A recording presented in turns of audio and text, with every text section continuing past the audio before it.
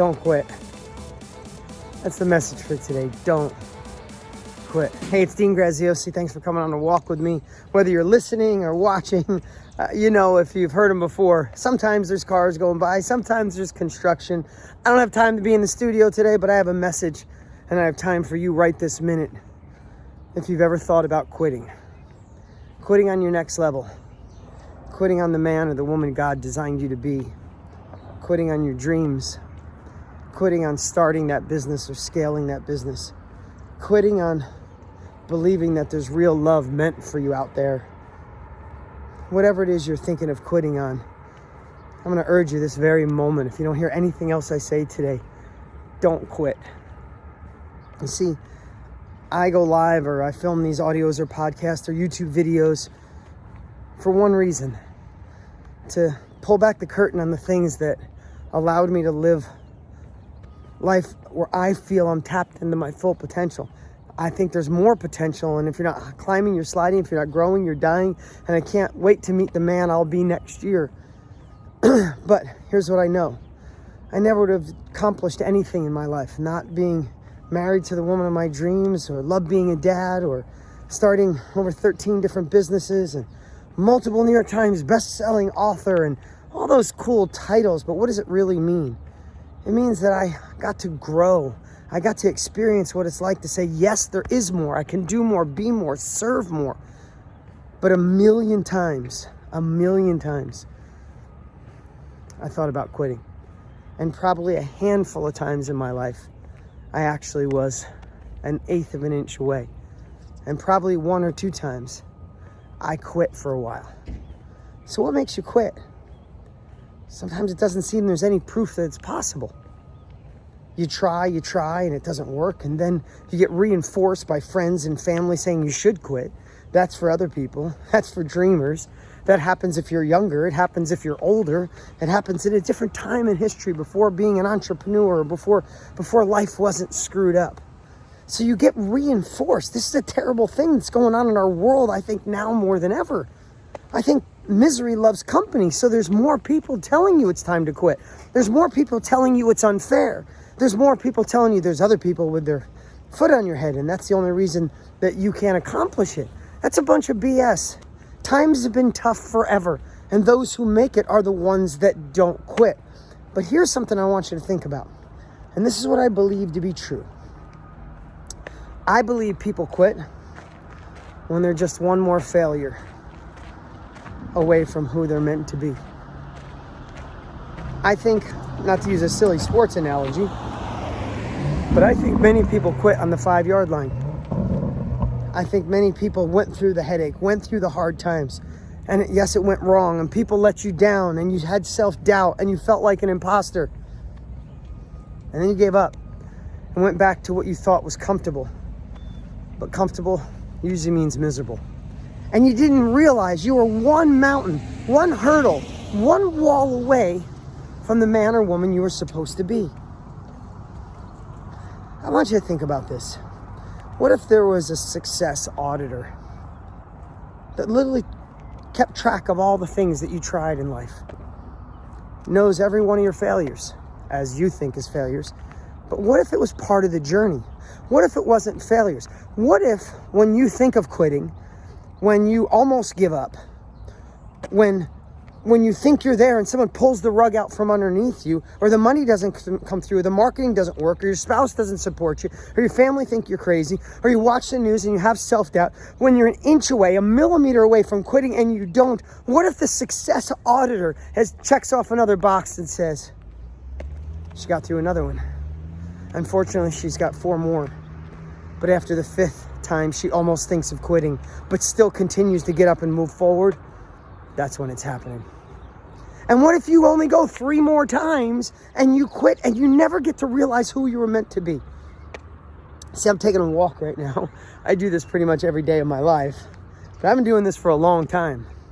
And it's not really for exercise. I don't meditate. This is kind of my meditation. You get to be on my meditation with me sometimes. But I took a walk about 25 years ago. At the time, I owned a collision shop. I owned a used car sales. I had 21 apartments. I was building houses. That's how I got started. I got started in high school cutting firewood. Then I started fixing beat up cars and selling them for profit. And then collision shop. And then my first apartment house. And then I bought raw land, subdivided it, and built houses, and juggled, and had a tow truck company. But I watched Tony Robbins on TV. I bought his information, just like information I'm sharing with you. And that information shifted my life. I knew I could be more, do more. I had another calling. And that calling was to be in the self-education industry, to share what I had learned. I had become a millionaire from a trailer park. And I wanted to share my journey. It wasn't Tony Robbins' journey. I surely wasn't Tony Robbins. He had 20 years on me. But I felt my calling. And I knew I had to do that. I knew I had to create a course. I had to create a training. I had to help people see the path that I had found, starting with nothing. But let me just tell you something.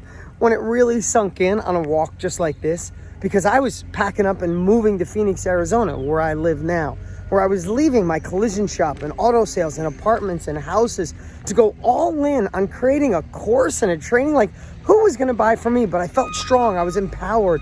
Sorry, you hear some beeping going on. I felt empowered and I want to do it. But I had my sister drive up from Virginia when she heard from Virginia and New York, heard I was going to go all in on this self-education industry to share knowledge before the internet, before Instagram, before Facebook, before podcasts, before YouTube. I was going to build an infomercial and a product. You know how crazy that must have sounded? Well, of course I thought about quitting, but I was all in. I was excited. You've been there. You know that feeling. Then my sister drove up and sat me down and said, hey, we're so proud of what you've accomplished starting with nothing, but this is going too far. It's going to fail. You're going to lose everything. My father gave me the same talk. My mom was concerned. My friends weren't so polite. They just told me an idiot and a fool. And I already felt like an imposter. I had dyslexia in school. I didn't feel like the smartest kid. I didn't go past high school. I didn't have a college education. And I remember taking a walk like this. And as I was walking, my brain started going down the path of, they're all right. Who do you think you are, going to write a course, a book, do an infomercial? That's not you. You're not Tony Robbins. Oh my God, Tony Robbins is 9 feet tall. He's got this dynamic voice, got this power. He's friends with successful people. He's worth gazillions of dollars. He's impacted millions of lives. He's just this incredible dude. That's not you. All of those things started building up. And I was a millimeter away from quitting. But something empowered me that day in a walk just like this. And I said, no, that's not who I'm supposed to be. I feel this. I believe it. I have no proof that it's true. I can't calculate it. I can't quantify it. I can't look at statistics because statistically, I had no chance of making it. But that day I realized I'm not the smartest guy in the world, but I have a story. I was a broke guy who had nothing, who everyone thought he was crazy, with dyslexia. And I went on to become a millionaire in my 20s, retire my parents by the time I was 30 and take care of them, and go on to do so many incredible things. In that moment, I can't even explain it to you. In a moment just like this, I was a hairline away from going, I should stick with what I know. Everyone's right. I should be satisfied. And can I tell you something? If I made that decision, I'd be miserable today.